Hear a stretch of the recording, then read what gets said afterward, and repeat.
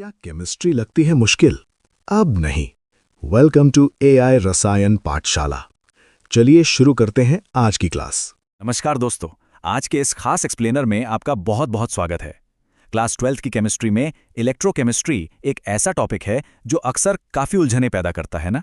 लेकिन आज मैं आपको बहुत ही लॉजिकल और आसान तरीके से इसके बिल्कुल बेसिक हिस्से को समझाऊंगा। हमारा मकसद यहाँ सिर्फ रट्टा मारना नहीं है, बल्कि ये समझना है कि रेडॉक्स का ये पूरा कॉन्सेप्ट समय के साथ इवॉल्व कैसे हुआ। जो रिएक्शंस आपको अभी बहुत कॉम्प्लेक्स लग रहे हैं ना, वो आज बिल्कुल सिंपल हो जाएंगे। तो चलिए बिना देर किए इलेक्ट्रोकेमिस्ट्री की नींव रखते हैं। आगे बढ़ने से पहले जल्दी से आज के एजेंडे पर एक नज़र डाल लेते हैं। हम शुरुआत करेंगे रेडॉक्स के परिचय से, फिर देखेंगे प्राचीन संकल्पना, आधुनिक इलेक्ट्रॉनिक संकल्पना और ऑक्सीकरण संख्या संकल्पना। इसके बाद हम रेडॉक्स अभिक्रियाओं को समझेंगे और आखिर में सबसे ट्रिकी पार्ट, ऑक्सीकारक और अपचायक को डिकोड करेंगे।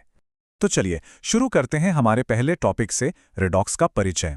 देखिए, इलेक्ट्रोकेमिस्ट्री को गहराई से समझने के लिए सबसे पहले हमें यह जानना होगा कि समय के साथ ऑक्सीकरण यानी ऑक्सीडेशन और अपचयन यानी रिडक्शन की परिभाषाएं कैसे कैसे बदली हैं। अब आते हैं दूसरे टॉपिक पर, प्राचीन या क्लासिकल संकल्पना। आप इसे केमिस्ट्री की सबसे पुरानी डेफिनेशन कह सकते हैं। ये तब की बात है जब इलेक्ट्रॉन्स की खोज भी नहीं हुई थी और वैज्ञानिक सिर्फ एटम्स के जुड़ने और हटने को देखकर ही रिएक्शंस को समझते थे। इस आमने सामने की तुलना को ध्यान से देखिए। क्लासिकल कॉन्सेप्ट्स के हिसाब से ऑक्सीकरण तब होता है जब किसी भी पदार्थ में ऑक्सीजन या कोई इलेक्ट्रोनेगेटिव एलिमेंट जुड़ता है या फिर हाइड्रोजन बाहर निकलता है। इसके ठीक उलट अपचयन यानी रिडक्शन में हाइड्रोजन या कोई इलेक्ट्रोपॉजिटिव एलिमेंट जुड़ता है या फिर ऑक्सीजन बाहर निकल जाता है। सीधा सा फंडा है, एक में जो जुड़ता है दूसरे में वही निकलता है, एकदम ऑपोजिट। चलिए इस किताबी बात को रियल वर्ल्ड के एग्जाम्पल से जोड़ते हैं। आपने कोयले को जलते हुए तो देखा ही होगा। जब कार्बन जलता है तो वो हवा से ऑक्सीजन को अपने अंदर जोड़ लेता है। कार्बन में सीधे ऑक्सीजन जोड़ रही है, इसलिए ये ऑक्सीकरण है। वहीं दूसरी तरफ अगर हम क्यूप्रिक ऑक्साइड यानी CuO को गर्म करके उसमें से ऑक्सीजन को धक्के मारकर बाहर निकाल दें तो ऑक्सीजन का यूं निकलना अपचयन कहलाएगा। काफी स्ट्रेट फॉरवर्ड है, राइट? तीसरा हिस्सा, आधुनिक इलेक्ट्रॉनिक संकल्पना। जैसे जैसे साइंस ने तरक्की की, हमें समझ आया कि भाई सिर्फ ऑक्सीजन का जुड़ना या हटना ही काफी नहीं है। असली गेम तो सीधे इलेक्ट्रॉन्स के लेन देन का है। इस मॉडर्न कॉन्सेप्ट में ऑक्सीडेशन को एक बिल्कुल नया नाम दिया गया, डी इलेक्ट्रॉनीकरण। नाम से ही एकदम क्लियर है, ये वो प्रोसेस है जहां कोई परमाणु, अणु या आयन अपने एक या उससे ज्यादा इलेक्ट्रॉन्स को खो देता है। इलेक्ट्रॉन्स का ये त्याग ही आज की डेट में ऑक्सीकरण माना जाता है। सोडियम के एग्जाम्पल पर ही गौर कीजिए। जब एक नॉर्मल सोडियम एटम अपना एक बाहरी इलेक्ट्रॉन निकाल देता है तो वो तुरंत एक पॉजिटिव सोडियम आयन यानी Na+ बन जाता है। बस इलेक्ट्रॉन गया और ऑक्सीडेशन हो गया। अब जाहिर सी बात है, अगर कोई इलेक्ट्रॉन छोड़ रहा है तो उसे कैच करने वाला भी तो कोई होगा। अपचयन को इस इलेक्ट्रॉनिक कॉन्सेप्ट में इलेक्ट्रॉनीकरण कहा जाता है। ये ऑक्सीडेशन का बिल्कुल रिवर्स है। यहाँ परमाणु, अणु या आयन इलेक्ट्रॉन्स को ग्रहण करते हैं। इस क्लोरीन वाले एग्जाम्पल को ही ले लीजिए। जब क्लोरीन गैस का मॉलिक्यूल इलेक्ट्रॉन्स को एक्सेप्ट करता है तो वो क्लोराइड आयन यानी Cl- में कन्वर्ट हो जाता है। यहाँ सीधा सीधा इलेक्ट्रॉन्स का फायदा हो रहा है और यही अपचयन है। अब इस स्लाइड पे जरा फोकस कीजिए। ये कॉन्सेप्ट कितना ब्यूटीफुल और बैलेंस्ड है। एक तरफ है डी इलेक्ट्रॉनीकरण जहां इलेक्ट्रॉन्स का लॉस हो रहा है और दूसरी तरफ है इलेक्ट्रॉनीकरण जहां इलेक्ट्रॉन्स का गेन हो रहा है। सारा का सारा खेल सिर्फ इलेक्ट्रॉन्स के यहां से वहां जाने का है। इलेक्ट्रॉन गया तो ऑक्सीडेशन और आया तो रिडक्शन। पूरी इलेक्ट्रोकेमिस्ट्री की इमारत इसी एक सिंपल फाउंडेशन पर खड़ी है। आगे बढ़ते हैं हमारे चौथे टॉपिक पर, ऑक्सीकरण संख्या संकल्पना।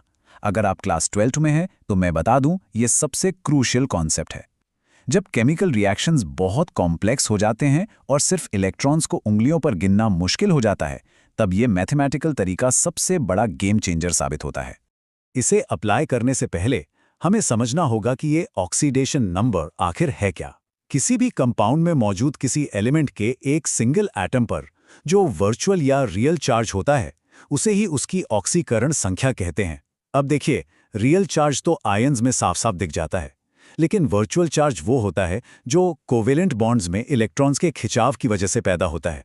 आप इसे एक तरह का अकाउंटिंग सिस्टम मान सकते हैं जो हमें एग्जैक्टली बताता है कि किसी कंपाउंड के अंदर किस एटम का इलेक्ट्रॉन्स पर कितना कंट्रोल है। एक बार आप ये नंबर निकालना सीख गए, फिर तो ऑक्सीकरण और अपचयन की पहचान करना बेसिक मैथ के सवाल जैसा हो जाता है। अगर किसी रिएक्शन में किसी एलिमेंट का ऑक्सीडेशन नंबर बढ़ जाता है, यानी मैथमेटिकली इंक्रीज हो जाता है, तो समझ लीजिए वो ऑक्सीकरण है। और अगर ऑक्सीडेशन नंबर में कमी आती है तो वो अपचयन है। आपको बस रिएक्शन से पहले और बाद वाले नंबर्स को कंपेयर करना है। That's it. 5वां हिस्सा, रेडॉक्स अभिक्रिया। क्या आपने कभी सोचा है कि ये रेडॉक्स वर्ड आया कहां से? ये लिटरली रिडक्शन के रेड और ऑक्सीडेशन के ऑक्स को मिलाकर बना है। जब ये दोनों प्रोसेस एक ही केमिकल रिएक्शन में एक साथ होते हैं, तब हम उसे रेडॉक्स रिएक्शन कहते हैं। अब इस बात को बिल्कुल ध्यान से सुनिएगा। केमिस्ट्री का एक बहुत ही गहरा यूनिवर्सल रूल है, कोई भी पदार्थ तब तक इलेक्ट्रॉन्स का त्याग नहीं कर सकता जब तक कि कोई दूसरा पदार्थ उन इलेक्ट्रॉन्स को एक्सेप्ट करने के लिए वहां मौजूद ना हो। इलेक्ट्रॉन्स हवा में तो गायब हो नहीं सकते। अगर किसी का ऑक्सीकरण हो रहा है तो ये मानकर चलिए कि उसी पल किसी न किसी का अपचयन होना ही पड़ेगा। ये एक ही सिक्के के दो पहलू हैं।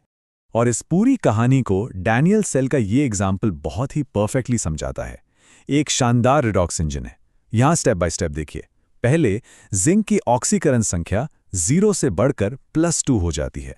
मतलब जिंक ने अपने इलेक्ट्रॉन्स छोड़े और उसका ऑक्सीकरण हो गया। ठीक उसी वक्त दूसरा स्टेप होता है, कॉपर आयन उन छोड़े गए इलेक्ट्रॉन्स को लपक लेता है, जिससे उसका ऑक्सीडेशन नंबर +2 से घटकर 0 हो जाता है, यानी उसका अपचयन हो गया। ये बिल्कुल एक साथ काम करने वाली एक मशीन की तरह है। छठा और आखिरी टॉपिक, ऑक्सीकारक और अपचायक एजेंट। मुझे पता है ये वो हिस्सा है जहां अच्छों को सबसे ज्यादा कंफ्यूजन होता है, लेकिन टेंशन मत लीजिए। इस कंफ्यूजन को हमेशा के लिए दूर करने के लिए हम एक बहुत ही मजेदार रिवर्स लॉजिक ट्रिक का इस्तेमाल करेंगे। इस टेबल को देखिए, ये आपका सारा डाउट क्लियर कर देगी। पहला है ऑक्सीकारक एजेंट या ऑक्सीडाइजिंग एजेंट। नाम से क्या लग रहा है? ये दूसरों का ऑक्सीकरण करता है, लेकिन भाई दूसरों का ऑक्सीकरण करने के लिए इसे दूसरों से इलेक्ट्रॉन्स छीनने पड़ते हैं, जिसका सीधा सा मतलब है कि इसके खुद का अपचयन हो जाता है। दूसरी तरफ है अपचायक एजेंट। ये दूसरों का अपचयन करता है, यानी उन्हें इलेक्ट्रॉन्स देता है, और जब ये दूसरों को इलेक्ट्रॉन्स दान में दे देता है तो इसके खुद का ऑक्सीकरण हो जाता है। एजेंट का नाम हमेशा इस बात पर रखा जाता है कि वो दूसरों के साथ क्या करता है, जबकि उसके खुद के साथ हमेशा बिल्कुल उल्टा होता है। चलिए अपनी इस रिवर्स लॉजिक वाली ट्रिक को उसी डैनियल सेल वाले एग्जाम्पल पर फिट करके देखते हैं। हमने देखा था कि जिंक इलेक्ट्रॉन त्याग रहा था और उसका खुद का ऑक्सीकरण हो रहा था। अब क्योंकि जिंक का खुद का ऑक्सीकरण हो रहा है, इसका मतलब है कि वो कॉपर को इलेक्ट्रॉन्स देकर उसका अपचयन करवा रहा है। इसीलिए जिंक एक अपचायक एजेंट है। वहीं कॉपर आयन का खुद का अपचयन हो रहा था, मतलब वो जिंक का ऑक्सीकरण करवा रहा था।